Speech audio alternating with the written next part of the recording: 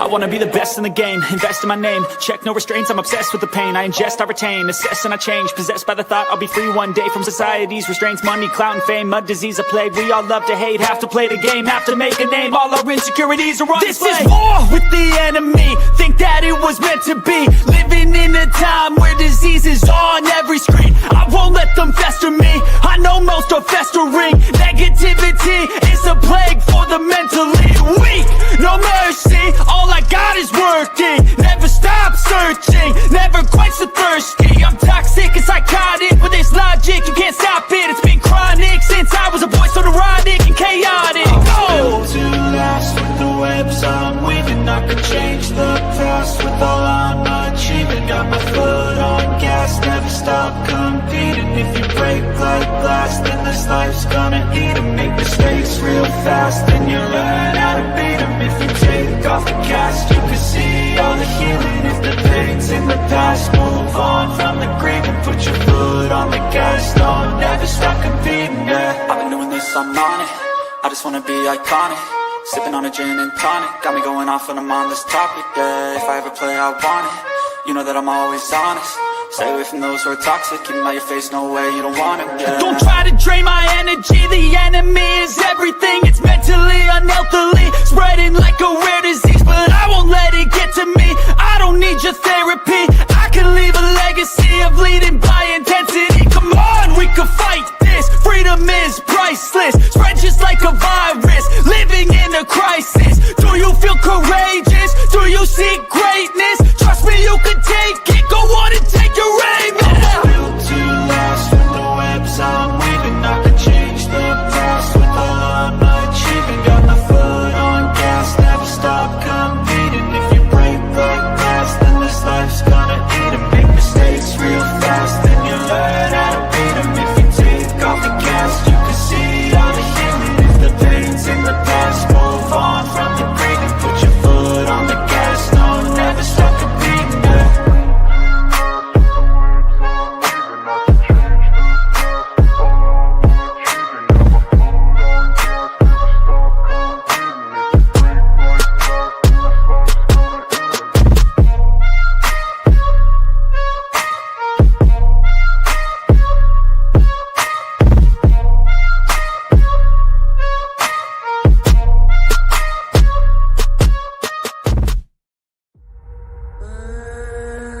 Flying high, you know how I feel.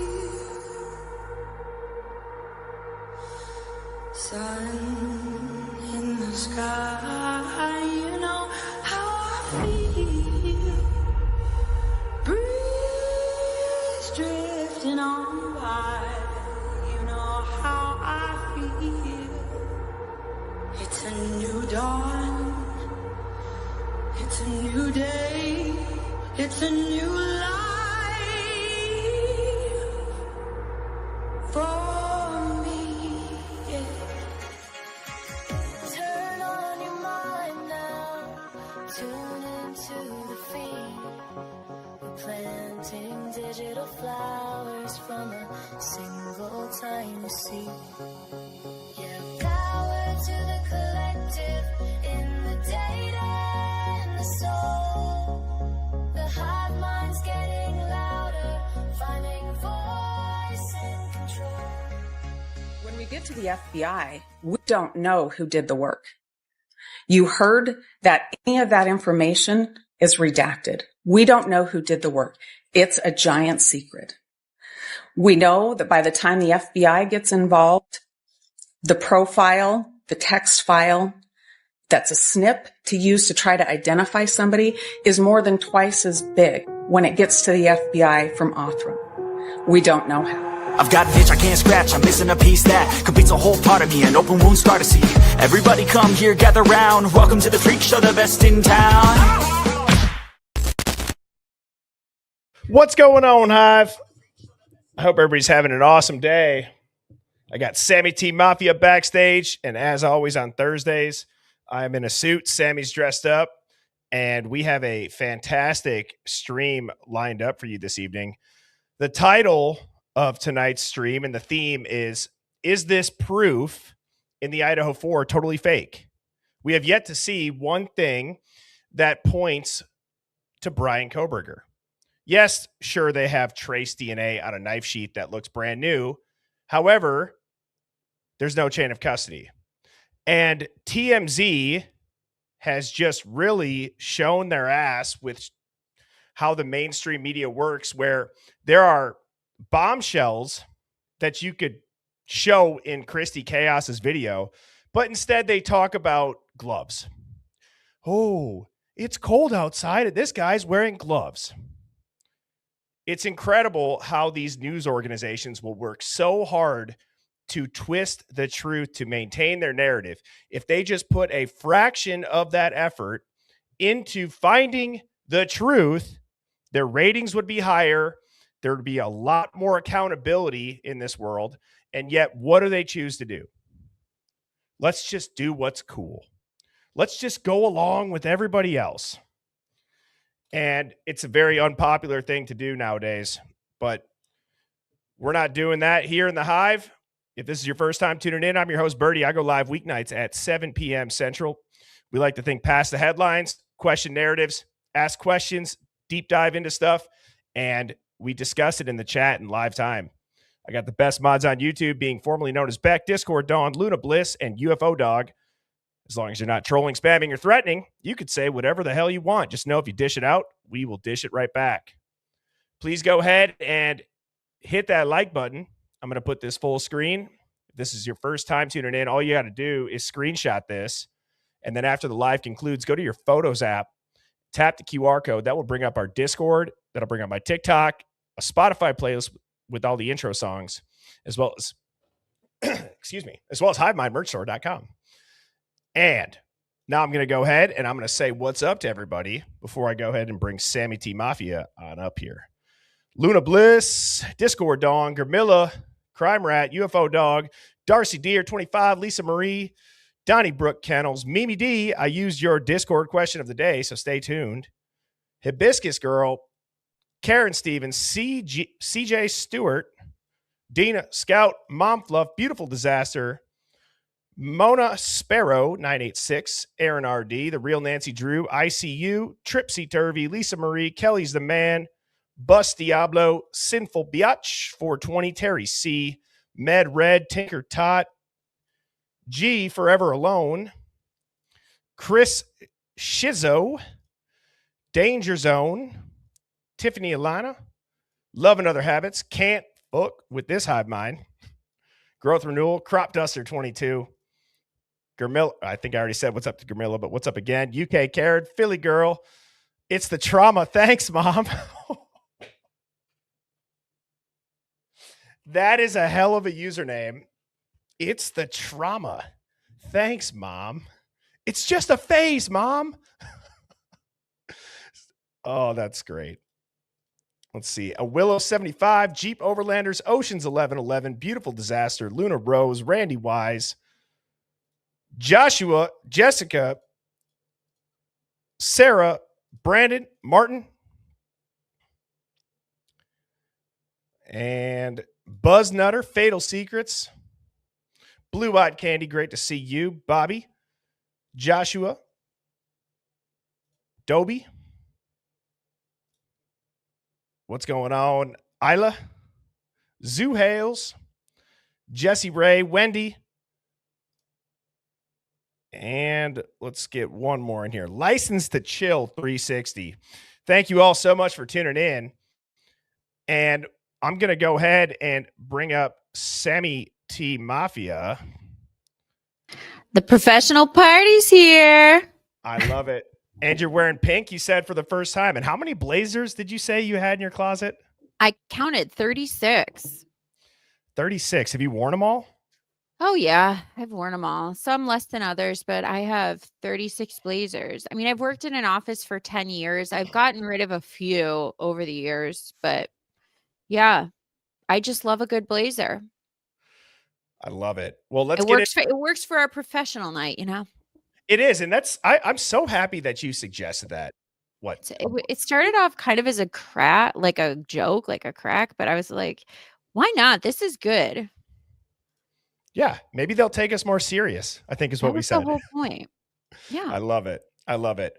Well, I got an interesting Discord question of the day, and then Hive, buckle up because Sammy and I, we have a lot of interesting things to talk about. I have Yeah. a lot of interesting video clips to show Sammy as well as you all and get your thoughts on it. Ooh. But Mimi D asked a question that's been asked many times, and that is, hey Hive, I have a question, which may be silly to some, but it's making me crazy. If a 911 call was made because of an unconscious roommate, what did the police say when they showed up to 4 dead bodies? I would think there would be a lot more attention to that. It just seems to be an overlooked point. And Sammy, I'll let you answer first because I see what she's asking as far as like Yes. the reaction. Well, the odd thing about it is we don't hear them particularly stunned, do we? No. No, we don't. We really don't.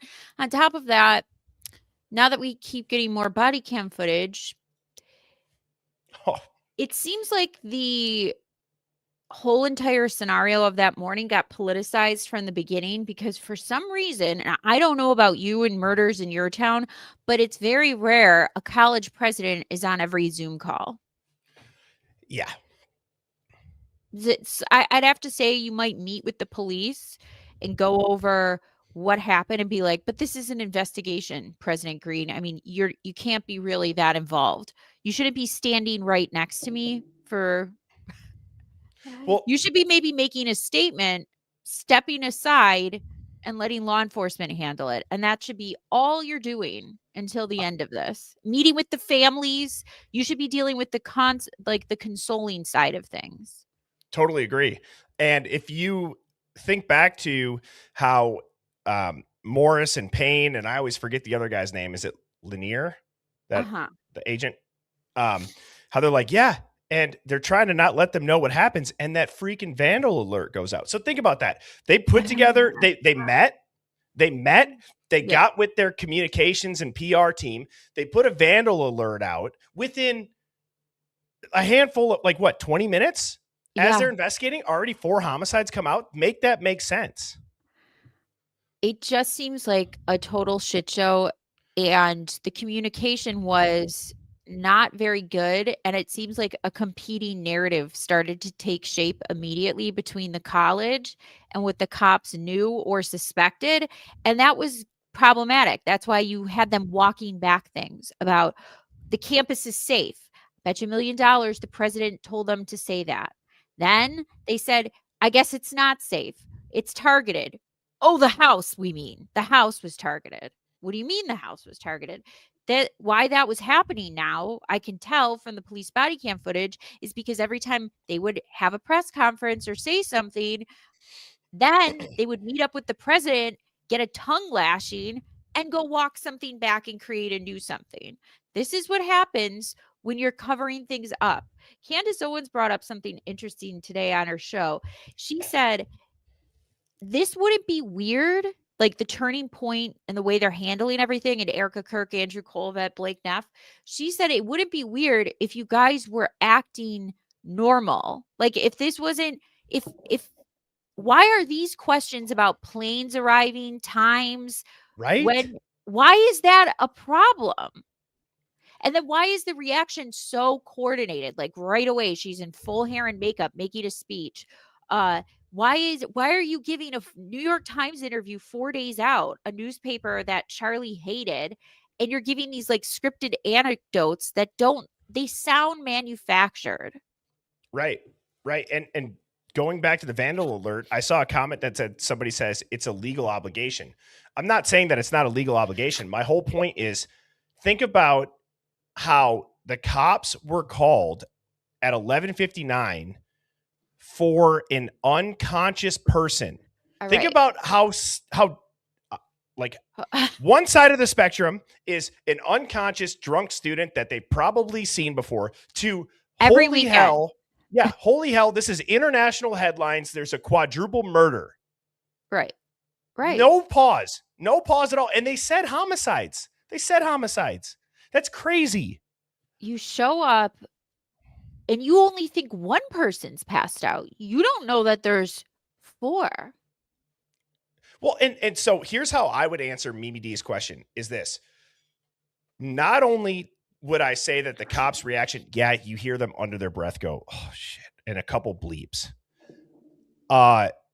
You I let the kid Hunter walk around with a knife. fucking up the scene. The second you saw a body, you should have said, "Get out of the house right now," or stay where you are. Drop the knife. Let me see your hands. Let me Drop the search knife. you. Yeah, Drop the knife. And then I would go right up to, which, by the way, all these we read document or MPD report 90. Bethany called 911, right? So I would march up to the people that had called their friends over and be like, at no point do they ask a very simple question. And it doesn't even have to be like accusing them. You could just say, can you please help me understand? How was this an unconscious call? Given what you heard at night, you saw a masked man. Bethany's hearing in MPD report 90, Bethany goes, she thought she heard Murphy barking, the ping pong table rustling around, and then the firework. That's an entire escalation happening in her statement. Well, also you have to think of this. You call for an unconscious person. There's 4 dead people. The cops should be saying to themselves, okay, why were you scared? Why did you call somebody over to check if you just thought somebody was drunk? That in general makes no sense. So you weren't scared enough to call 911. Got it. You woke up and you found this, and that's horrible. But that's not what happened. You were alerted because the texts give it away. The texts give it away between the two of you that something was going on hours beforehand. Why is your roommate supposedly sleeping in your bedroom if nothing was wrong? Why would she be scared? Okay. Then on the cop call, you say you saw a man at 4, well, pretty much at 4 a.m. So now we're hours later. Why are you still scared if you think that your roommates were just passed out? And Dylan said that she was pretty sure that he left at that point after she had seen him walk out the back sliding door and made eye contact with him. The craziest part about this entire thing is they're going to say bushy eyebrows. They don't even say bushy eyebrows. They say big nose and white or Caucasian with a freaking balaclava on. It's I couldn't say that word either. Balaclava. Yeah. Don't ask me to say defibrillator either. Yeah. So Mimi D, great question. That's definitely setting the tone for tonight's stream.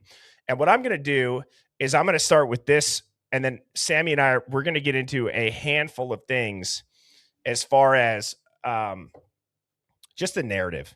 Like what's going to break the mainstream narrative? Because whether we like it or not, we're breaking it. It's happening. God, it is. It's too much pressure. There's too many podcasts. It's not going away. And I think for the Gonsalveses to be doing things like selling merch and then like saying we're going to be doing just to quiet down the rumors because they're worse now than ever. Yeah, no shit, Sherlock, because nothing got answered. By the way, if you're going to sign a plea deal and this is the right person, why didn't you make them say, where's the weapon? It's unbelievable.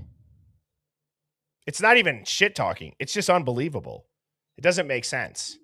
You could be so sure about something, but not know anything. In your own words. Nobody told you anything yet. You're so sure. Mm-hmm. The prosecutor is the worst, and he's a weak man with memory loss problems, but you're so sure. Well, here's another thing, Birdie. Why don't you notice this from start to finish when the body cam and everything? It's not so much what they ask, it's what they don't ask. That's very telling. It's what they don't ask. Explain. It's the lack of coming. They don't ask things that seem so obvious to me. Like you just said about, okay, so wait a minute. You thought somebody was like, help me go through this again here, the two of you. You were scared last night. Yes, but not really. Okay. But then you were told to run downstairs. You saw somebody laying on the floor. If you thought she was drunk, why were you scared? And having your friends come over for you. I don't understand. Can you help me here, girls? Let's go over this story again. Exactly. And what the G family page says is I know I had it on screen, but I'll read it aloud for people that might just be Oh, listening. good. We just got some great news. For months now, Olivia has been working hard on Senate Bill 1250. She has testified twice and has been to several meetings. Today, Idaho Governor Brad Little called Olivia and told her that he was signing Bill 1250. It will become law on July 1st of this year. So what that means is that photos of descendants' bodies will never be released to the public. It is no longer part of public record, and it cannot be FOIA'd. Families and family only may request the photos. And I'm going to respond to this first, Sammy. I don't care to see mangled bodies. No. For whatever reason, that's also started to come up as like a talking point, like a gotcha talking point. I don't care to see people's faces. I don't care to see them in terrible moments in their life. But what I do care is, and I'll say it, yeah, they show the gurneys. It doesn't look like anything's on the gurneys. I'm just going to say it. It really doesn't. And the fact that they were going to say 2 today and 2 in the morning, first thing, and they're laughing and they're asking to keep shoe covers as souvenirs and right. You guys get my point. This has nothing to do with the G family. What I'm saying, though, is I refuse to let this be twisted into some sick narrative that we want to see dead, mangled, bloodied bodies. I don't want to. But what I do want is to know that the public officials that are supposed to report and be truthful in that reporting and find the truth and be seeking justice are doing so in such a way that we can confirm if we need to, not have to FOIA it. I agree with you. And they use this talking point, like they gaslight about one thing. Like they'll take one sicko online, right? And then they'll just marry a sicko online to the entire community with a broad brush. This is one of those things. Nobody was asking to see the dead bodies. We were asking about, are the injuries in the autopsy report consistent with this narrative and this timeline? Does this make sense with what we're seeing?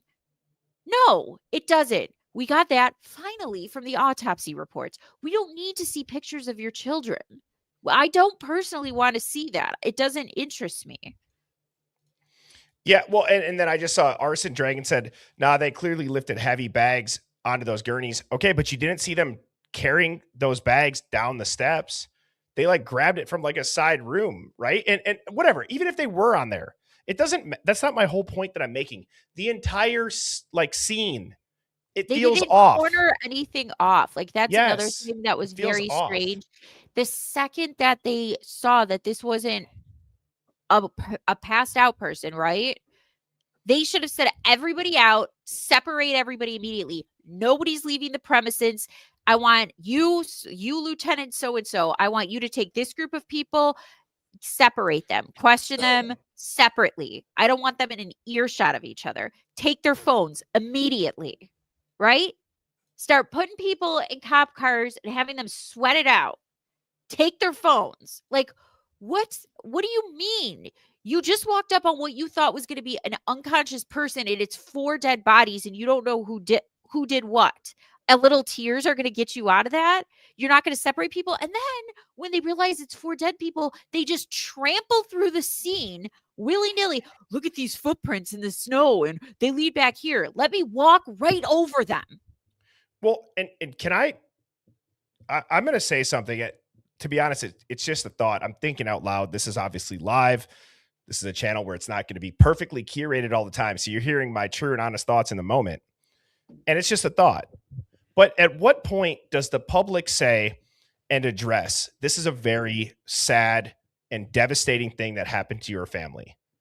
It happened to your family. How do we prevent it from happening to others?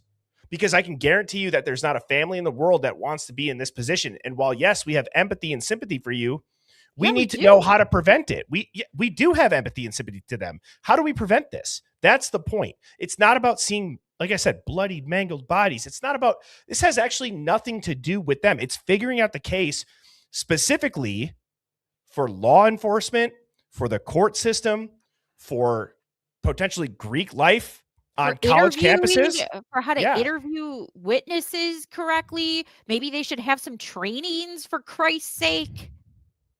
because what I saw on body cam, and I've said this many times, I know a lot of people share this opinion. I don't know how I would be able to contain myself as a father, a brother, a cousin, an uncle, seeing and hearing the things that I have in interviews and on body cam. No, and I think a lot of the misplaced anger from the parents directed at the true crime community, the people who really do give a shit like you and I, and a bunch of other people on here who do great work, like Custody Queens or Ron or Pav or Lana, all great work. Everybody plays a role because they care. Like, we genuinely care about the truth, and we care about the corruption that happened to your family. Like, we Let me ask you. genuinely see that, and they see that. They don't think that they did a good job. They feel betrayed by the prosecutor. They're voicing that now more so. But if you think that they mishandled this, why can't you open your eyes to the fact that maybe there was other things that were mishandled too?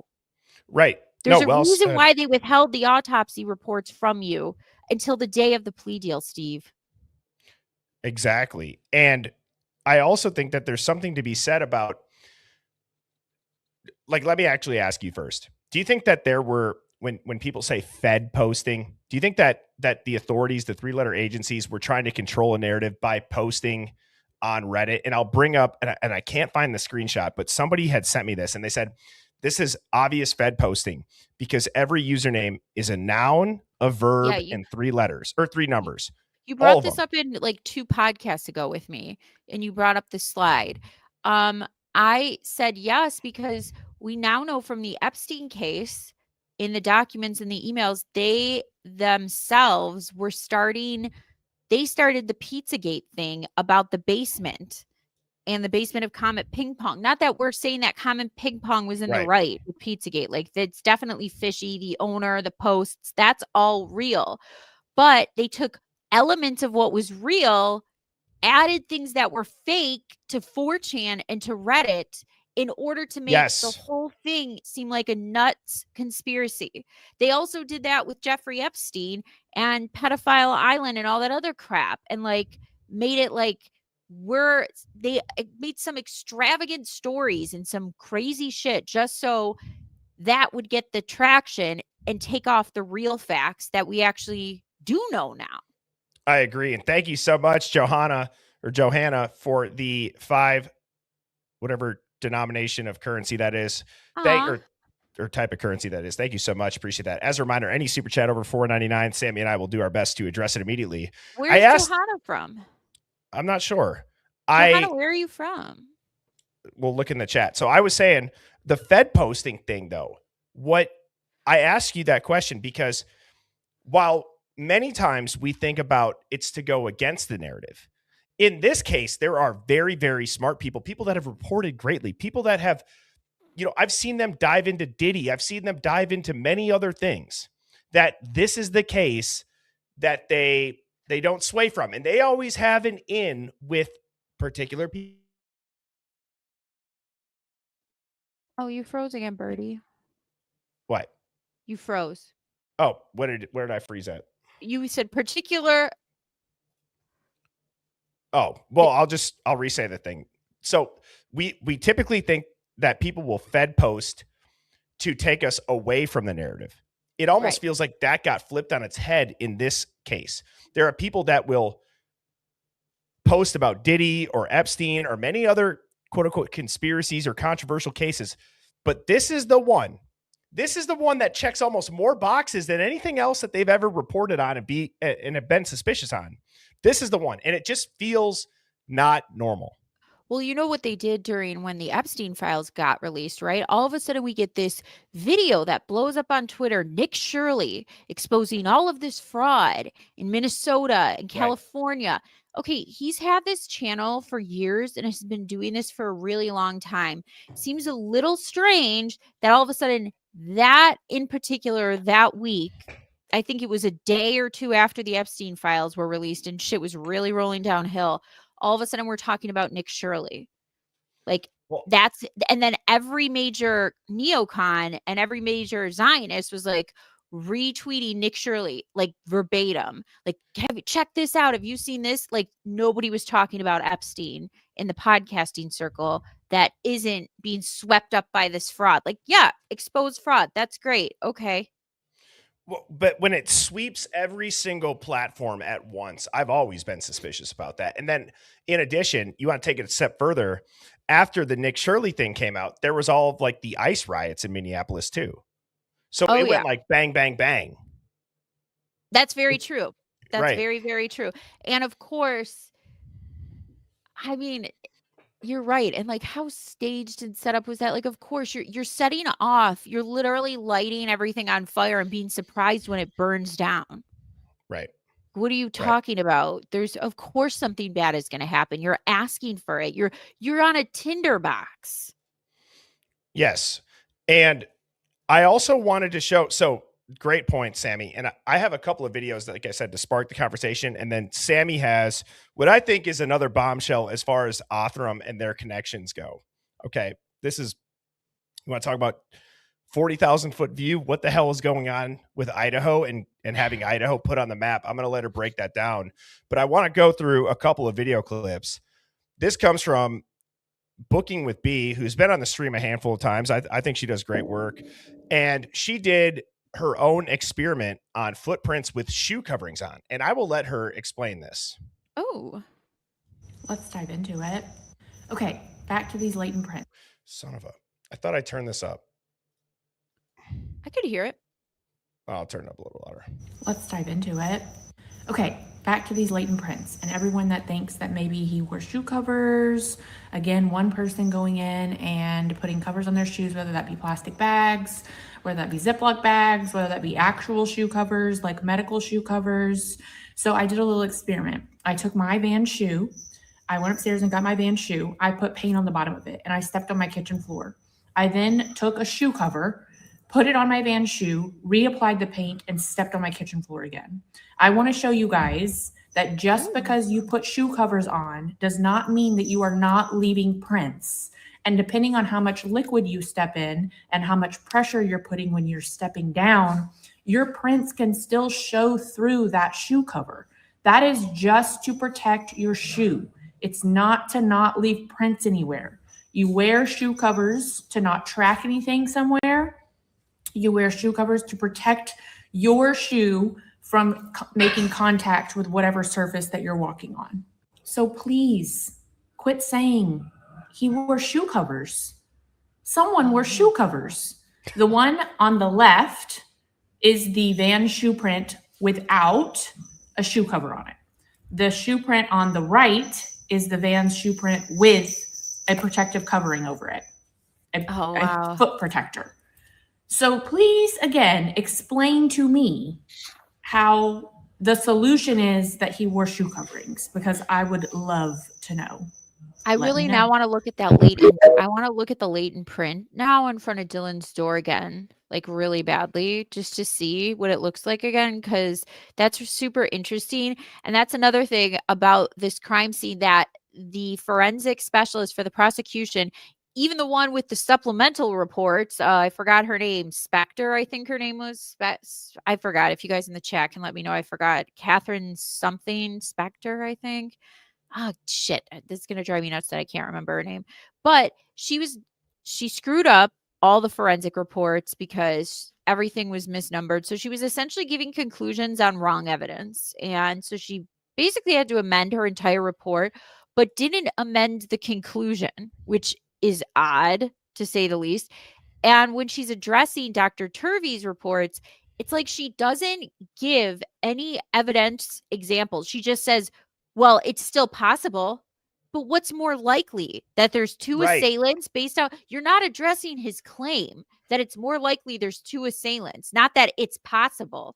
What was he hovering around on a magic carpet like Jasmine and Aladdin just teamed up?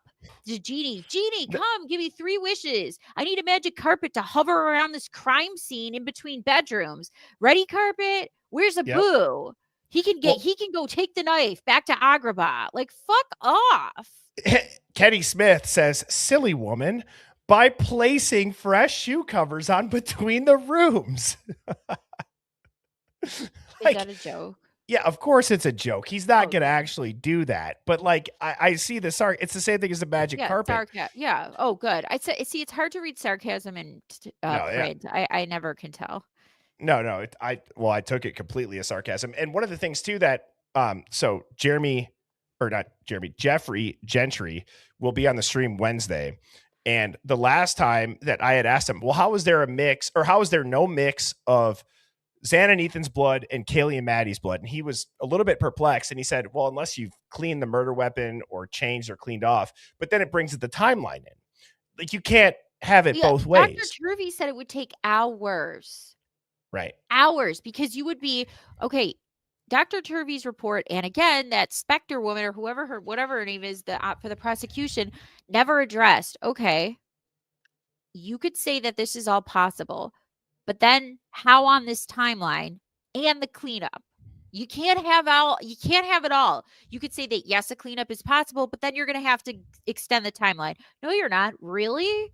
You're not? Because where's the bloody shoe prints? Because then Dr. Turvey said, if this is the weapon that it is, the K-bar knife sheath, it's not a sword. You're going to be in close proximity. The bedrooms were a mess. The wounds were over 200 at close proximity. You're going to be covered in blood. You're going to be fully covered saturated in blood, fully saturated head to toe. So even if you don't cut yourself, that blood's coming on you. So we're going to say 7 to 13 minutes this was done in, possibly. They somehow had time to clean up all the floors in between. And, the car that he left in, he changed out of his clothes. Still no blood on his person, and the car is forensically free of anything. And they didn't find any clothes with blood on it. And what I think a lot of people, when they listen to Jeffrey talk, Jeffrey did, I'm not going to say catch people off guard, but he said, can this be done? Yes, it could be done by one person. One person could kill 4 people in 13 minutes with a knife. But then he followed up with, they'd have to have training. They'd have to be probably strong and like used to doing this type of thing. So not a socially autistic, recovering drug addict nerd who has problems talking to people and. Well, right. So here's the thing that I want to bring up, because you and I have discussed this. Do you remember when you and I first discussed Brian Koberger when he parked halfway through the pedestrian crosswalk and he got pulled over because he didn't know to stop or go? Okay.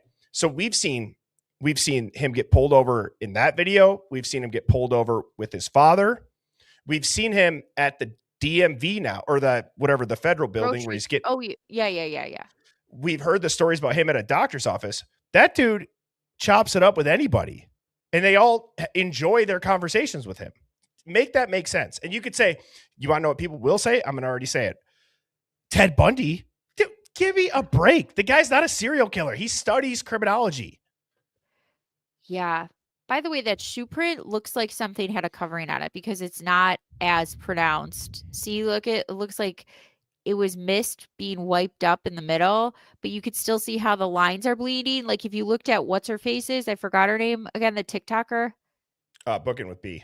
Booking with B's shoe print had definitive stomp outs. Like, when you're a kid and you paint a stamp and you push it on a paper, but say you're in a rush and you don't care about the art project, so you just start smashing your paper.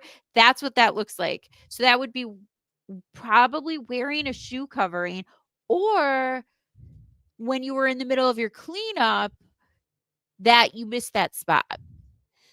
And Brandon Rudder had said that there's another creator. I think his name was Murder Metal Mayhem. He said, it looks like a lacrosse net, like a lacrosse stick net. Oh yeah. Like the stitching, but let me look at that for a second. Like if it almost looks like a paddle. Because it does. It smudges here. Huh. But then again, they did call it a footprint. I don't know. Is it though? I don't know. Like, because that van, I want to see a van shoe print, like at the bottom of that. Like, here. That's specific, because those diamonds seem awfully big Am I wrong, guys? Here, I'll paste it on here. I'll post both. So give me a second here. Let me rotate this. This is why I love Canva. Canva. Somebody said it looks like a nice grill mark on a steak. Yes, it does. It looks like a good sear on that floor, guys. You're right. I don't know Canva who needs said a that sponsor. comment, Canva needs to sponsor the Hive. see, those are too big. I knew that was going to be like that. Like, look at how big those diamond patterns are. I'm going to need to see a couple of Vans bottoms. Hang on, let me show you this. You know what it reminds me of when you buy a bottle of something at a liquor store and they put that plastic over some of them? Like that netting that's kind of like, I don't know the word for it. It's like stretchy and they put it over it. If they're trying to separate them sometimes, they put over that like stretchy netting. Yes. I do. Here's the lacrosse thing now. Wait, why does that keep pasting that one? Jesus, hang on. Huh. Yeah. That looks way more like that pattern than the shoe. That I knew because I just assumed that they were not lying about the fact that that's a Leighton Van shoe print. But now that I'm looking at it really closely for the first time, I noticed those diamonds just seem way too big. Like, how is that a Van shoe print? And I it need might to get look up bunched up more at the end bottoms. because of. I want to see what do we know? Do we know Wow, what? damn. That's That's like actually spot on. that's a What were little bit these, closer than I whacking thought. people with nets? That's a little bit closer than I thought it would be. Hey, I have a question. Did any of them play lacrosse? I don't know, but that's. I mean, and that's just quickly doing it. I'd be. Especially if blood was pooled on some of them and is thicker in some areas, like here. But yeah, that looks to be. I mean that. Damn, dude. I actually when I saw that comment, I didn't expect it to be. So I'm gonna People said that Loach plays. I'm gonna send you the ones because I said show me Van shoe soles 2020, 2021, and 2022 because that's it's probably not before that and it can't be after that. There's not much difference. Let me do in the this one ones too. you have. So the only thing that I'm thinking is like, where would those come from? I'm getting the same looking pictures just in color. Yeah, I even have a close-up of it. So I'm going to send you the close-up one on the email, Birdie. And then we can bring it up. That's so weird that I was like, wait a minute, those diamonds They're are too the diamonds are too like this. Like they're too like horizontal and they're not shaped right. They're shaped vertical and the Vans are horizontal. That's interesting to say the least. That'll be a question for Jeffrey. Oh, why can't I send it like this? I got to download Google Drive because it says it's okay. Don't worry about it. It's okay.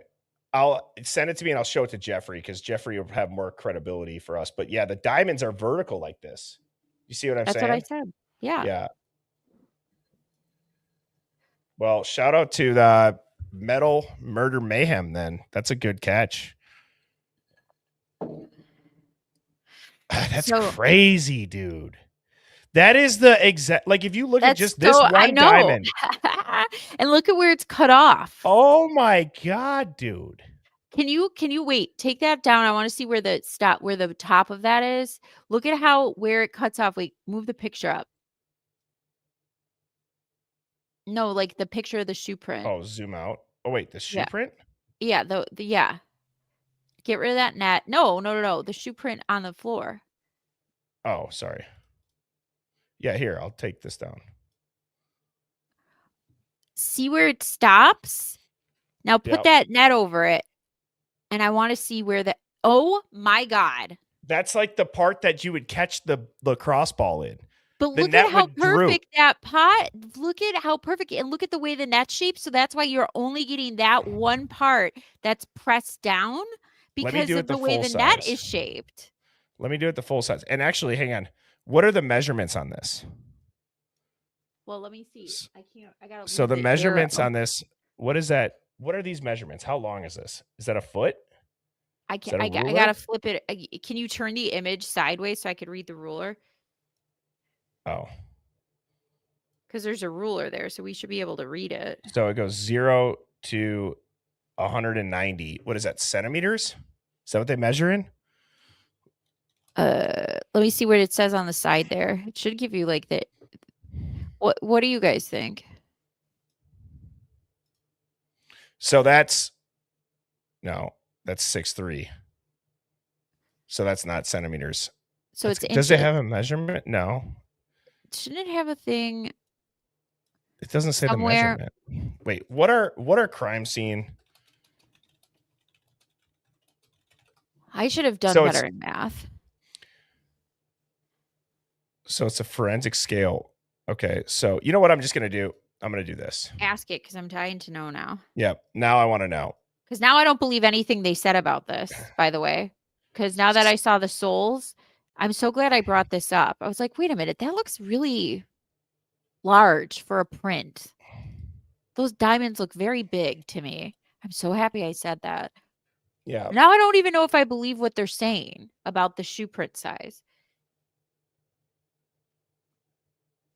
So that shoe print is 2 to 8 inches, or 2.5, 3 inches right here. 2.5 to 3 So- inches. But here, let me do this though on this tab, and then because I just want to see this because this is pretty trippy. But take your So- time because I'm bringing something up. I had to download the Google. So if I was to Right. scale this, let me put that at 0 degrees. If I was to scale this and then, I mean, this is actually catching me really off guard because I did not expect that when I read it. So I'm going to turn it to the angles of those arrows. Oh, yeah. That's pretty nuts.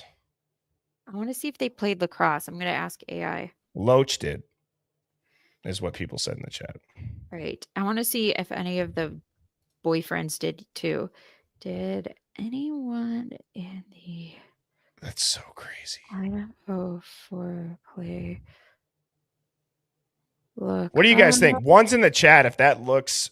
One's in the chat if you think it's a shoe print. Two's in the chat if you think it might be a lax net.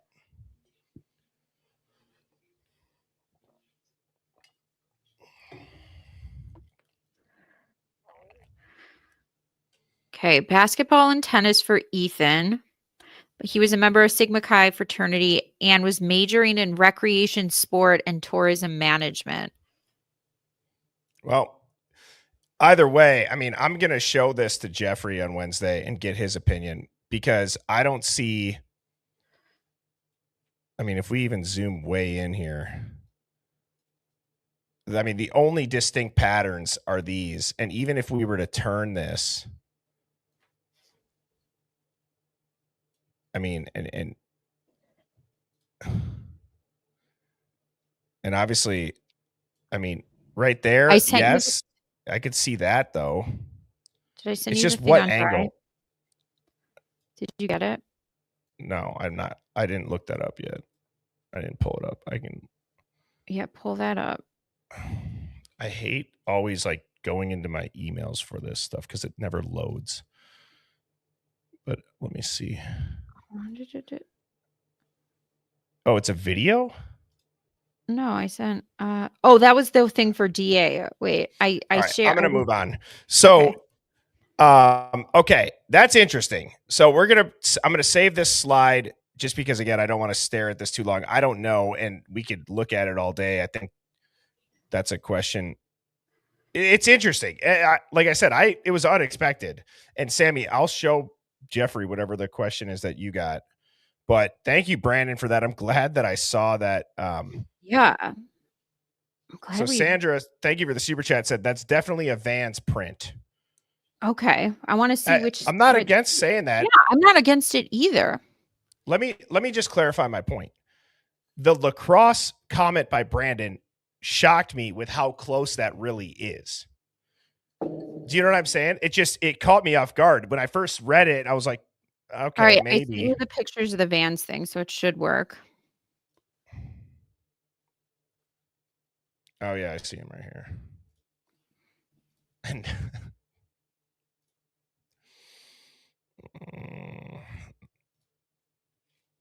okay, I'm gonna do this, and then we're moving on. Yeah, I'm over this. me too. Because we're never gonna know. Right. That's what I've also realized. We're never gonna know. Oh yeah, at the top. Let me see. That is it, but that's the same pattern as this almost, because these are honeycombs. Make it bigger. Because these are kind of honeycombs. The diamonds are the same. Now, did they find a Vans shoe with blood on it? I don't know. They were carrying a bunch of shoes out in a bag. Right. Yeah, assume it's the opposite of whatever they said. But no, thank you so much for the super chat, Sandra. I mean, look, everybody's got their opinions. Like I said, that definitely was surprising with the lacrosse thing. So Yeah, thank you. Super interesting. Oops. So should I get into what I was doing and found?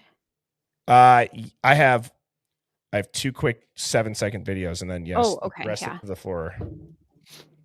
Okay, so this comes from Danger Zone, and we were talking about the bathtub photo the other day. Did you see that one, Sammy?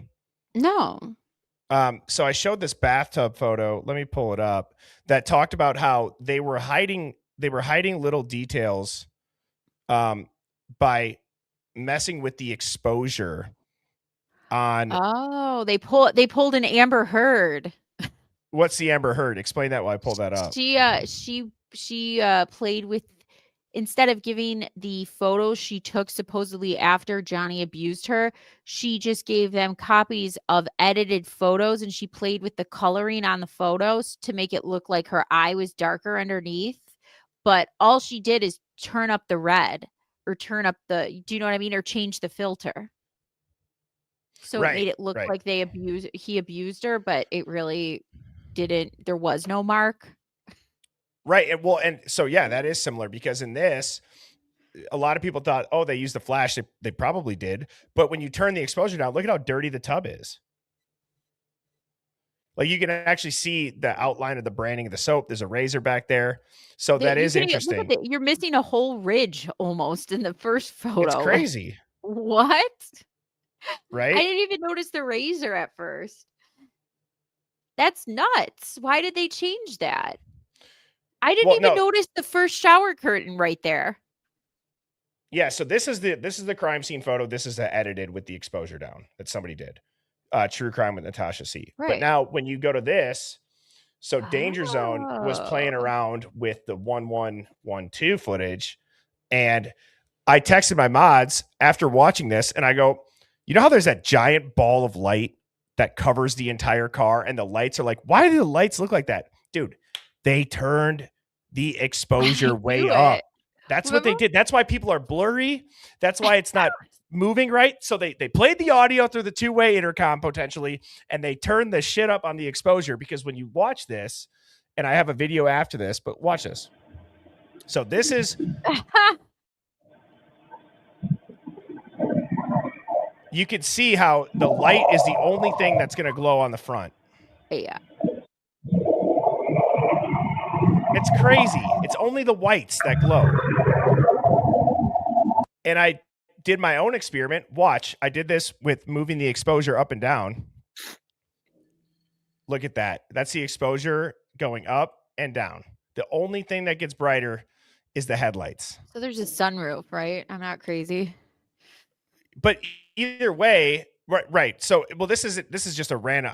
I just picked a car with headlights to show how easy it is to cover the front of the car, who's driving it, the license plate. Oh, and what about this? If it has fog lamps, you won't be able to see them with the exposure way up, because there's just going to be a giant light ball. Oh, that makes sense. That's also too why, like, sometimes in those videos, that video in particular, I kept thinking, I'm like, I definitely see some movement from the dumpster, like where the bushes are, going into that house, like a quick run, like somebody's quickly running. And then I could almost see somebody get into the door. And then I'm like, but why they made it so bright or dark depending on what's going on in the surveillance video that it's hard to tell. So I'm going to have to play with that exposure. I kept just trying to slow it down because I was like, I know I see something running really quick. Yeah. And the other thing too, when you think back to Maury and Payne, they did tests with the same. They did tests with the car, with the same bulb, with an SD card, with the server, and so they had time to play around with this. Yeah, when you said that audio thing, I told you, Rick and I, it blew our minds. I was like, that's what they did. And that's why, by the way, they gave her. I actually, when I watched that video of yours, I went back because I was like, what was this? I know there was this whole rigmarole story about that. And the story for it, if you remember, I kind of forgot part of it was so the neighbor's house has a camera, but they could not get the video off the SS card. It had to be obtained another way. This camera issue is mentioned many times. The neighbor's house captured someone walking to the dumpster, looking outside, no timestamp. Police took the whole camera.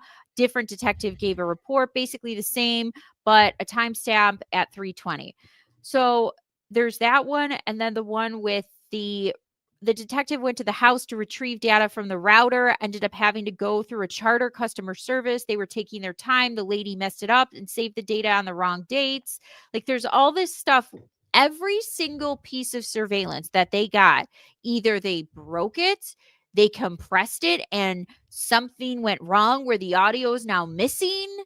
It's like there's not one piece of audio or video evidence that something didn't happen in it. I can't tell you how many pieces of evidence I went through where I go, oh, they rescrewed back. Ann Taylor wanted that camera. They screwed it back in and broke it. So she couldn't get the physical copy. Right. That's exactly it. And look at as I post the quick cuts of the lives the next day, by the way. So if you can't stay for the whole stream, the next day by noon, I post quick cuts. Look at what I used as an intro for my quick cut. This says everything you just said, Sammy. Did you have any role in verifying the content of the surveillance? No. I'm going to have a few questions about that. Which is crazy. That's so crazy. The guy that went there, did you verify it? No. Well, I'm going to have a few questions about that. So, and also she seized on like the fact that, hold on. It said because the original SD card footage lacked embedded timestamps, a detective had to manually sync the video with real-time data later. The problem, Ann Taylor argues, is that a different detective later provided a report with the specific 3:20 a.m. timestamp. That time was essentially assigned by a police officer rather than being a part of the original file. The tampering theory. The defense suggests that this allows the police to nudge the timing of the footage to fit their 16-minute suspect vehicle timeline rather than following where the raw data actually led. Digital alteration during technical steps.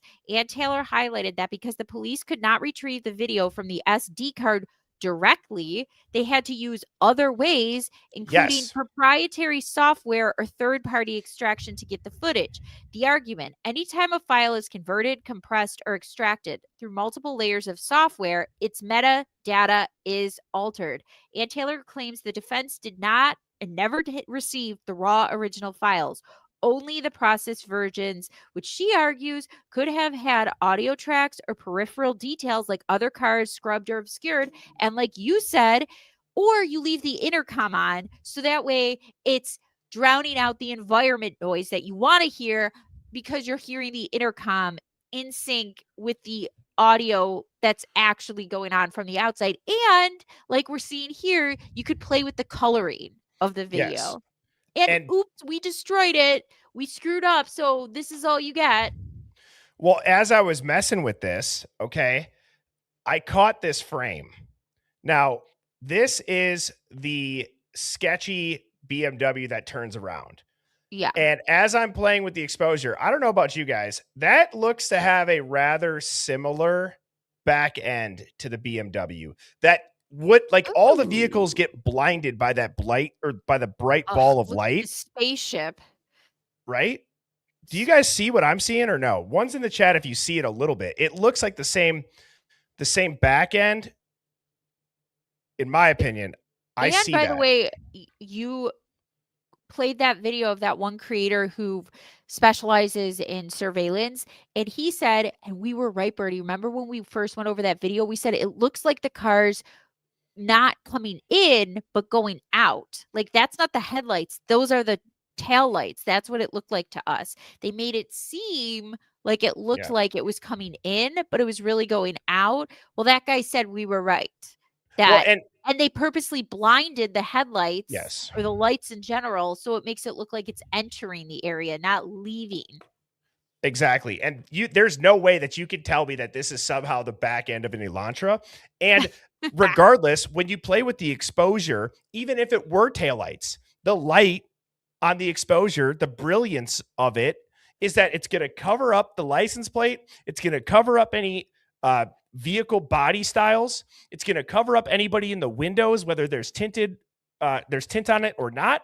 And you're going to end up with a giant white ball of light that leaves you having to listen to a noise, which can be manipulated through the intercom.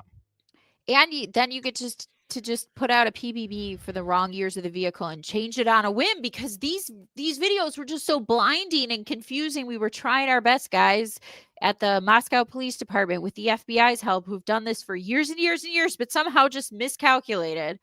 Anyway, the other thing about this that's also screwed up, like the way that they played with the video footage, is the fact that they had on dash cameras running right outside of Brian Koberger's car, or right outside of his apartment complex from 11 p.m.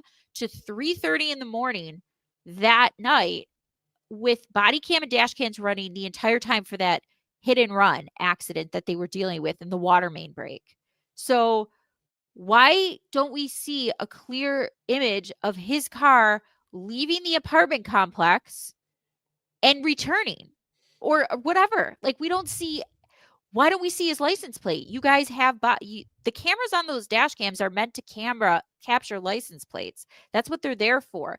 There's so many better cameras from WSU to Moscow that exist, whether it's traffic cams, whether it's college surveillance cameras. There had to have been better footage that should have captured his car and a clear picture of him driving it or the license plate. Yet somehow the only surveillance that exists of his supposed car in this case is some shitty, altered, cherry-picked neighbor camera. Like, it's unbelievable. It's unbelievable. And then also I want to talk about this that people are forgetting about, because if you look at this, I saw this earlier today. Right here, I'm going to start this. Okay. Oops. This is the big TMZ manages to talk out of their ass with the gloves. And look, TMZ, they've had bombshell video. They'll get it first. Don't get me wrong. Okay. A lot of news organizations can do that. But when you choose to do it about somebody wearing gloves, listen to this blew my mind today. Like, this went over my head too. And I'm going to play this clip. It's like 2 minutes. Listen to this. If you haven't seen this, you're going to be mind blown. As far away as right here. I appreciate your comment about how damaging that was to the defense's case.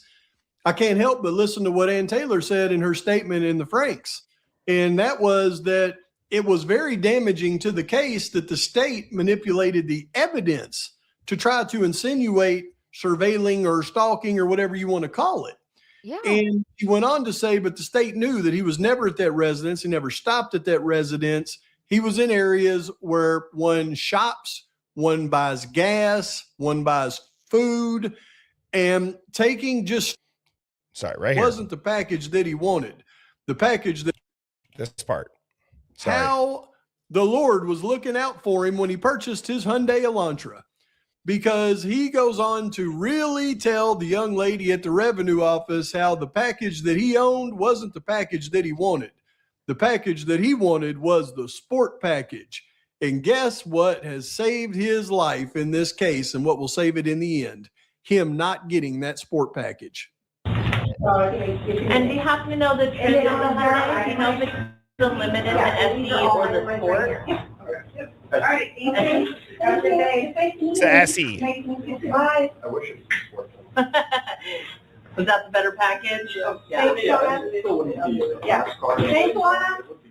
Yeah. Do they not have that?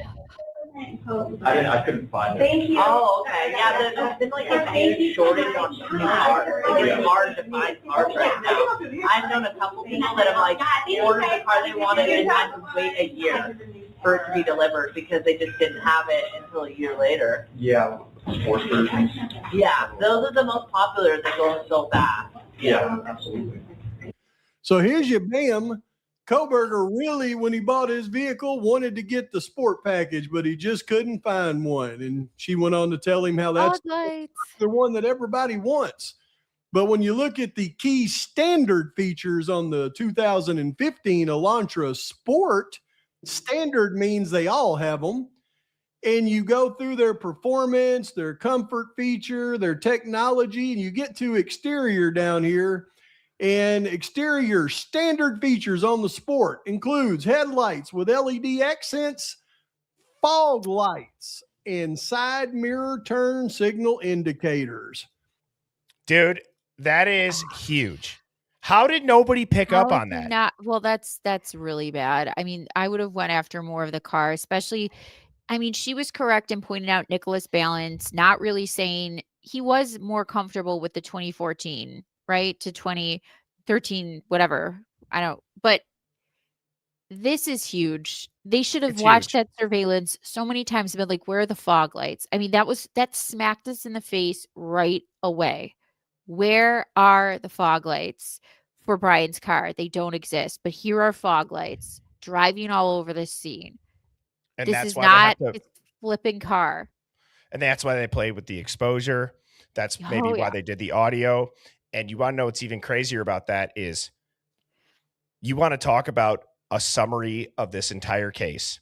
And I'm not just trying to put TMZ on blast. If anything, I'm going to flip that and I'm going to give the community a pat on the back, specifically Christy MF Chaos getting that video, them using it on TMZ, and then nobody in the mainstream paying attention to what Brian Koberger actually freaking says, which is that I got the SE package. I wanted the sports package, and nobody in the mainstream took the time to go and look it up. Shout out to Christy's Chaos. Shout out to Jamboree for looking that up. Honestly, this is why the internet is undefeated. It might be taking us a long time this time, but we are going to figure it out. We are. I'm determined. We don't give up. Also, you know what's interesting is Brian went about his everyday life before and after this all happened as if nothing happened. Do you know who didn't? Every single witness or any single person in that area, including the frats, all went home. Jack S went to some cabin. What's his face went on out of the country. That Barachoa, whatever his name is, David B. Yep. We have every single person semi linked to this case that just gets out of Dodge immediately. You know who didn't get out of Dodge? Brian Koberger. Brian Koberger was running errands, going to doctor's appointments, getting coffee, going grocery shopping, talking to some bank teller. I mean, wait, and he's driving the world's most wanted car across the country. It's just a cherry on top. And then they added, don't forget the narrative that they put out. I love how Hitler was mad about people, the Goncalves talking to the press, like direct your anger at the law enforcement leaking to the press that he cleaned his car like a Spartan. When we now see pictures of his car, it looks like mine or yours. Like you see wrappers, you see change, you see dirt. It looks like everybody's car if somebody randomly started taking pictures of it when you're not in there and you're parking at work. It was not cleaned. No. Look, so again, I want to give you, 20 minutes, 30 minutes to get into what you wanted to talk about, but let me just kind of put a cap on this title of Is the Proof Totally Fake? I don't care if it offends you because it's not meant to be offensive. It's a real question. Is the proof that Brian Koberger did this fake? Is it? It seems here's what's fake. It's cherry picked and altered. And it can't So- survive questioning. It cannot survive questioning. It's cherry picked and altered. This evidence, the fact that it made it that far before trial, especially when you got, and I think this too, like people always say, oh, the nail in the coffin for why he accepted the plea deal was they didn't let him have the Franks hearing, and then they eliminated the third party culprit defense. Yeah, that was bad. But I'd say the real thing that drove this plea deal was the expert reports that Ann Taylor was like, what is this? These aren't expert reports. It's basically a copy and paste from AI. It's not even discussing the evidence in the case. It's giving you this like roundabout broad brush about what forensics is or what evidence and blood spatter. Like it's not really talking about the scene itself and the evidence itself. It's not talking about specific fibers. It's not talking about specific blood patterns. It's just giving this generalization, right? I think the second that one forensic report had to be amended and they screwed that up so badly that they said that the conclusions were erroneous. They said erroneous conclusions because she basically made a complete report on nothing that was actually there because they misnumbered the evidence or whatever they did. And then so she made some amended report. I think that was the moment they knew, oh, this is going to be bad for trial. They are going to cook this woman on the stand. Dylan, oh yeah, she was certainty, everything lined up. Hippler said that. Okay, great. You want to say that now, not give us a Franks hearing, not address our motions in limine and say she's the most reliable witness and everything's fine now that we hear the interviews, which is more egregious. Whatever, great. We'll grill her on cross. Could you imagine how bad this was going to go for the state? Oh, honestly. Dude, I played a clip earlier on my TikTok going back to when we had the custody queens on with the appellate attorney, Ron. And he said, if this is ever going to get to the point where it's going to get to a jury trial, it might be in their best interest to just exonerate him. Oh, yeah. For the WSU lawsuit. And that's like mind blowing. Now, I'm going to kind of segue into what I know you want to talk about. So let me finish with this. At what point is this only corruption? Is this only incompetence? Is this only a cover up? Is this only a conspiracy? At what point is it just one of them? At what point is it just powerful parents? Or at what point is it just sorority and frats? No, you have to start to ask yourself, those are like small fish in the pond when you get to the federal agencies, the 3-letter agencies, the people that have government backing. I've never once ever heard of a company that went 17 years without making a profit, being Palantir, who's one of their arms is damn near Othram, I would say. Okay. You don't last 17 years unless you have government backed funding. There's not a fundraising, or you don't raise capital for 17 years showing nothing.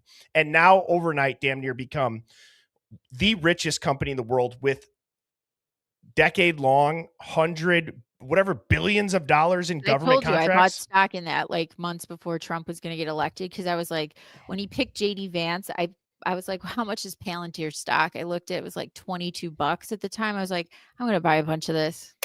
Well, good choice. And now you want to talk about even a bigger level. Sammy was sending me some stuff today that talks about Othram specifically, because Othram's a powerhouse in the making too, if they're not already. Well, can I get into it? Yep. So I was digging through Epstein files on something completely separate, something with Charlie Kirk.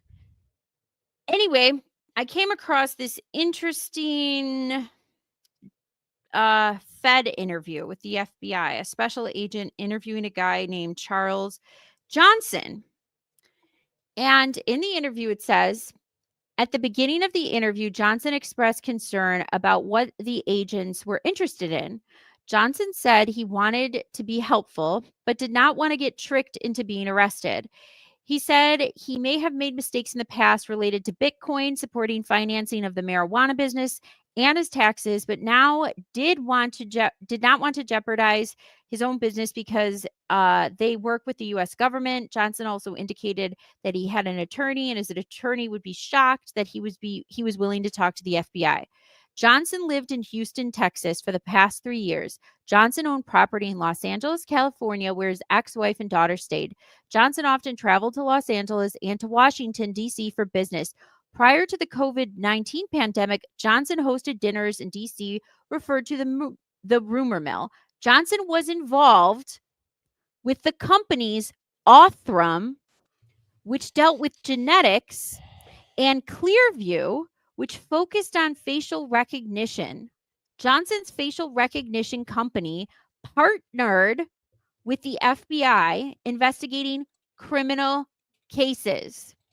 Johnson worked with the National Security Council, the NSC, to identify Chinese companies practicing unethical tactics like honeypots, bribes, and blackmail. Johnson provided the name of the retired FBI agent, Special Agent Booma, a reference Johnson also said he had worked with the CIA. So let's pause there. Okay, those are big names. They're powerful companies. I put on the screen, I've never once used that Clearview thing at the airport ever. Simply, next time you're going through security at the airport, all you say is, I'd like to refuse that. And they don't question you. Stop getting your facial recognition. Like, stop. I'm sure they got it with your phone. Don't give your genetic genealogy. Your ancestors are dead. You'll figure it out someday. Oh my God, dude. It's so crazy. So Othram has ties to people that are some of the most powerful and influential people that are in the Epstein files.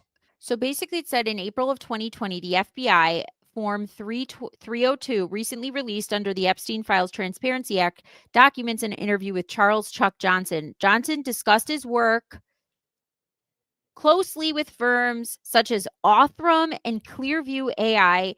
These alleged partnerships also worked with the FBI and the CIA, and his role as a source for many years with the FBI Special Agent Jonathan Booma and the Times of Israel covered this relationship. I'm telling you right now, what are the odds that the guy in the Epstein files who was doing some sort of confidential source, worked with the CIA, worked with the NSA, worked with the FBI, is also a big part of Othram and facial recognition AI? And we're just supposed to shrug our shoulders and be like, eh. Now, if you remember in the story with Othram, they were developing the profile and then the FBI took it over. Well, wouldn't it be weird if Johnson was like helping, or what if the FBI gave him a call and was like, yeah, your company is working on this profile. Can you get that sample for us, or like facilitate us getting that sample without it looking too suspicious? We'll take it from here. I mean, who knows? The guy's in the bag for the spooks. So well, and it let me just slow my brain down, because what people have to understand is that, how does this tie into the Idaho 4? When Sammy explains what she just did, and you hear out of Ann Taylor's mouth say that Othram, quote unquote, gave up on it, and then it goes to the FBI, and then there's a super secret chain of custody that she can't see. Here's and now what we want to not talk about it, by the way, and call it a tip. Right. Yeah. Treat this as a tip. Here's what I believe happened. I believe that when MPD had sent it to Othram, MPD didn't have the jurisdiction or the power to tell Othram how to handle this past a normal local police department. So technically, Othram had to quit on it, say that they couldn't get it done. The feds swoop in with federal power that can classify whatever they want. They give it back to Othram. Othram then is able to use their super secret chain of custody, hence why they had to use it as a tip. And that's it just so happens the person who runs Othram or like partnered with them, helped start the company or whatever, happens to be a super spook confidential informant. Yeah, and it's just crazy. And so that makes sense with the IGG. And now you got to ask yourself, Sammy, what's the motivation to do that? Well, I've said many times, they'll never let a tragedy or a crisis go to waste. So they're going to ride the coattails on a bunch of laws. I've said for a long time, there's going to be a Koberger law. I'm going to continue to say that there will be a Koberger law. There will be an IGG law. There's going to be an AI surveillance BS that's already coming that's going to be justified by using and casting a wide and far, generic broad net to catch everybody in there so they can have their AI systems go through it. But ultimately, I believe that was what the Fed's role was when it came to taking it after Othram couldn't. They gave it back and they said it's super secret chain of custody. And then who became the spokesperson for Othram, guys, at CrimeCon? Oh, that's right. The Chapins. And why do you think that is? Because I think Ethan's role in this is not being told honestly. We're made to think certain things about. We honestly don't know if this is a vengeance hit for some of the families members being. We could go like, I don't like to eliminate anything. If we're gonna go the route that it was a drug hit, revenge hit for trafficking in the area, let's say, because of the family's parents. Like, by the way, Dylan's stepmom was arrested the week before, I think it was. And Dylan's not Dylan's stepmom, Maddie's stepmom was arrested. Xana's mom was arrested. Maddie's dad had charges in and out. They were all in some sort of probation or some sort of court hearings. Were all involved. Then all of a sudden, around the same time, each of these cases, all by the way, in the same county, go poof, and they get these deals that, wow, for a repeat offender, that's kind of great. I mean, I've never seen anything like that, but they just kind of disappear. It's compliance or it's talking, right? You're singing like a bird. I have a question, and this is open. This is obviously open to everybody in the chat, but also with you, Sammy. Here's what I want to know. Okay. And this is not because I understand people are passionate about who they believe did it. I'm able to look at all of them. And I think that, frats, drug angle, university. I think it's an all. But let me say this. I could see all of it. I could see why people feel strongly about them. Let me ask you this, because in my opinion, this question is a tiebreaker. Of the theories that are out there, which theory or theories have the ability to not have chain of custody on a DNA strand? Who would be able to convince at a local level? It has to be federal. That's what I'm saying. So who is powerful enough to get that done? Is a local police department? No. Is a university? Why do you think that there was 65 FBI agents assigned to the case right away and only 6 Moscow and like 10 or 15, 14, 15, something like that, Idaho State Police? Like, that seems a little uneven for a state murder. Like, what? Where's all those behavioral analyst reports? What was the FBI doing? Not organizing the tip line that they said that they were doing. So again, they get to hide behind what they did because, it's secret and federal and TUI statute, and we can't bring them in to ask them questions. Even though I think the cops, like Ann Taylor was pointing out during these preliminary hearings, they were signing their names to things that they were just being told what to do by the feds and then saying, okay, I did the CAS Viz report. Okay, how'd you do that? Well, and let me explain that. Yeah, I agree. And let me explain that point. Because I saw Crop Duster 22 say, well, MPD didn't have the resources. I understand. So that the feds would get involved because they don't have the resources. That's also on a local level. That's not unusual. What I'm trying to say is how many people then would be able to have, right? So MPD is trying to find this, this traces of the DNA. How many people would be able to have the power to say, don't tell them about the tradecraft, tell them there's no chain of custody, use this as a tip, and then they redact everything and they'll classify it under national security. Right. With a one, all on the same page, mainstream media push. The president talks about it. Pam Bondi's talking about the biggest fentanyl bust that happens right up the road from it. And you know what? Let me say this. I'd be curious if that Elantra that crashed in Oregon that's apparently unrelated, is that a sport model? That'd be interesting.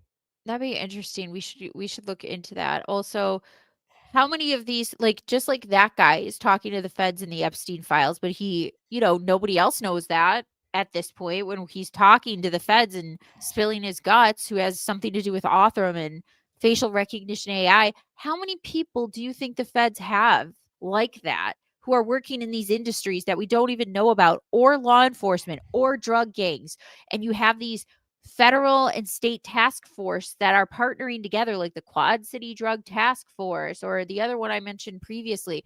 It's lunacy to think that it's not connected. And if this was something that the feds were responsible for, meaning it's their fault this happened because of the way they were handling another case Right. related to some sort of takedown or some sort of operation gone wrong, what do you think they're going to do? Yeah. Go send the sample to this place. Don't put these 94 samples in CODIS. Don't test the mixed DNA on the sheath. Don't test the handrail. Say it's a high traffic area. Here, subpoena this. Don't go for the timing advance reports. Say that you couldn't get them. Right.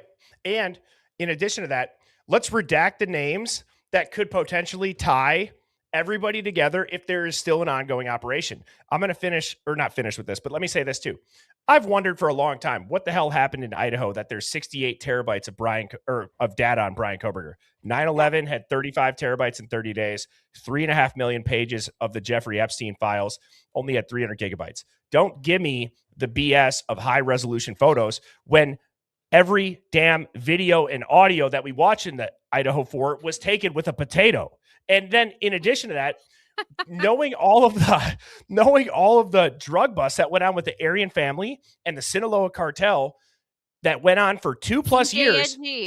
Yeah, 2+ years. That could give you 68 terabytes. Am I saying it was a drug hit? No. But am I saying that there's somehow a connection to what happened in that house that would have the need for all of that data to be sifted through? Yes. And don't forget, much like what's happening with Tyler Robinson, and as I watched one of the hearings, his defense attorney said, they're handing me, I think it was 7 or 10 terabytes, which is equivalent to like millions of pages of evidence. They are doing what they did in the Idaho 4, where they're burying her in data. They're not separating anything.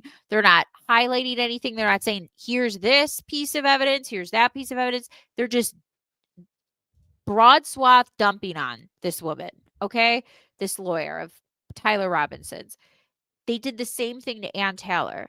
There's no specificity, even though we hired feds to make it specific in date and timestamp and put this in a nice organized log for you. Oh, wait, that doesn't exist. Whoops. Why were you having all these feds then? What did they do exactly? You can't know. It's secret. By the way, we can't tell you who did it. Right.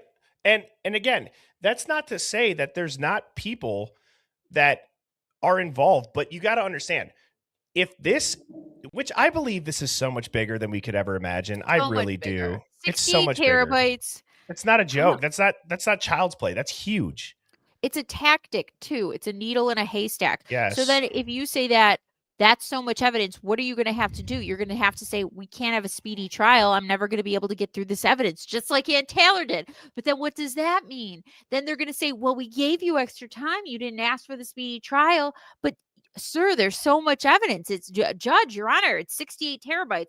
I'm a boomer who doesn't know what that means. Yes, you do. Right. Yes, you do. And here's the thing, though. I'm going to also segue off of that last point of the 68 terabytes. It's continued to go up. Okay. So here's what I'm going to say. That doesn't mean that, like, I could be wrong with the takedown of the Aryan family, and I could be wrong with the Sinaloa cartel, and I could be wrong about Donald Trump talking about it and Pam Bondi talking about the largest fentanyl bust in U.S. history. I could be wrong. Here's my point. If somebody that has not been arrested is still under investigation because of ties to powerful people that they have not caught, that would also make sense for the amount of terabytes. And if this investigation was ongoing, this murder happens in the middle of an ongoing investigation. They don't want to burn 3 years of work, 2 years of work. They don't want to burn. Yeah. They don't want to burn undercover still. So for all we know, like, people use the term RICO, but it could also just be an ongoing case on somebody that's like way, way, way at the top over the entire Greek life, over the entire Pacific Northwest. Who knows? I said, well, think about here. And pause, hang on. If we only have 250 likes, I'm going to crash out. Hive, hit the damn like button, please. That's all that I ask. You know, Sammy and I, we put a lot of work into this. Blazer. And it's not, I'm not trying to like beg, but I'm guys, sitting here reading through like millions of documents for the Epstein files. Like, guys, hit the damn let's like. go. Oh, somebody, they must be behind. Okay, 500. Okay, that's still 500 would. Oh, that's still less than 50%. So, anyways, well, that's how many my are in the little how crash out. many are in the live? I can't even tell. There's over there at one point, like 30 seconds ago, there was like 1,200. Now there's over 1,100. Ooh. So, but go ahead, finish your point. Sorry about that. Oh, that's okay. But just think of, so the Epstein files, so big, so many massive connections. We're not even getting a fraction of what I believe really exists. Same with like the JFK files, right? Stuff like that. Why do they do this sort of like protect the information, dump it all at once, and then shield only like a percentage of it? It seems like it's connected to something bigger. Like they're not doing this because they screwed up this murder investigation. Yes, they just screwed up this murder investigation. They put this on a patsy, but I think that's like in every, like, that's a common thing for the feds. Feds are, they've done this for a long time, guys. And by the way, not only have they done this for a long time, you think losing 4 people in their books when they're after bigger fish or going for different things. And I don't even necessarily think that means they're doing it to facilitate investigations and get criminals. I think they're doing it more so maybe to protect people, like in a sense, right? I agree with that. If they want some factions to succeed in this world, right? Like say this, we want this drug faction to succeed in traffic, not this one, right? Because we know the feds run drugs. I mean, hello, it's well documented. If they really wanted to solve the drug problem, they would solve the drug problem. They don't. Same thing with so many. It makes too much money for them. Right. You could say that about everything. And human trafficking, same thing. Homelessness, drug addiction, all of it. It all becomes a complex, and then they pretend to solve it. They get a bunch of money for an agency and crack down on low-level things. But what I really think it does is that the ones that are making money for them or are working with them or they're able to control, they'll keep in power and they'll help all their rival games eliminate people that they don't want on the board. Right. Dude. So when they favor it's same with Al Qaeda, right? Like we were eliminating Al Qaeda in the war on terror. Then all of a sudden in Syria, we're partnering with Al Qaeda. Wait, what? Right. No, it's crazy. We create it and then we partner with it when we feel like it. Well, right. You know, when we feel like it. And I want to go back to that drug addiction thing. So I'm going to put my tinfoil hat on. Has anybody ever heard of the story of if you're in the city and you see a black limousine under a bridge to never approach it? Have you heard this? I mean, have you heard it or no? No. Okay, so this is like I don't know if it's a folktale. I don't know if it's true. Let me know in the chat if you've heard this. Apparently, there's this really rich guy who drives around to random cities and he parks under a bridge and he's in a black limousine. And this guy who ended up surviving this, or one of his buddies didn't survive it, and this other guy got away, told this story, and that's how it got out there. So apparently, this guy sits in areas where there's high drug users, and everybody kind of knows and whispers amongst the encampments that guy has a drug that will end your addiction. Like he has access to a drug that cures all addictions. Okay, now it sounds crazy, but you play, it's like you either flip a coin, you play a card game, and if you lose that game, there's stories of people getting into that limo and never being seen again. There's people that have won it and they get completely clean. Is this for real? I've heard it. I don't know. Okay. So what is Has anybody ever seen a black limo under a bridge in a city? But there's a lot of stories. Like if you look it up, like here, I'll Google this right now. Like it reminds me, I feel like I've seen that in a movie. I don't know if somebody made a movie movies about always like project what actually happens in real life and they just pretend it's a movie. Yeah, hang on. Okay. Let me look this up. Like, by the way, the CIA and the FBI worked with the mafia. I mean, the mafia and the CIA was born out. The CIA and the FBI, or the FBI, was born out of organized crime, essentially. Okay, so they were working with the government. Essentially, they were born out of the government, and then when they wanted to, they crushed them, but only the Italian faction, right? Not the the one we can't talk about. Right. Oh, I can't find it now. But I'm trying to pull it up, and I don't know if anybody's ever heard that. But anyways, that was a great chat, Sammy. Thank you so much for coming on to the show this evening. Hive, you guys crushed it as always. Tomorrow night, 7 p.m., I'm going to be streaming. Saturday, Mrs. Birdie and I might have a little surprise for you all. Ooh. She's got a really fun idea that I think could be fun for Saturday nights. And then I thought you weren't doing weekends. No, but Mrs. Birdie has this idea that I think is going to be really fun. Her and I would get to spend some time together on stream. And I think the Hive, honestly, it's right up their alley. She had a great idea. I'm excited. And next week on Wednesday, Jeffrey Gentry, a crime scene investigator expert who's done over 4,000 death investigations, is going to be back on the stream for part 2. And he's been sending me some texts. Crazy stuff. I mean, he told me a theory briefly, and it blew my mind. I've never heard it. I've never heard anybody say it. And quite frankly, it makes sense. So stay tuned for that. I will be super chatting for that one. So nonetheless, sleep good, everybody. Sammy, you rock. And I will see everybody tomorrow night. Cheers. Bye, everybody. Birds flying high, you know how I feel. Sun in the sky, you know how I feel. Breeze drifting on by, you know how I feel. It's a new dawn, it's a new day, it's a new life.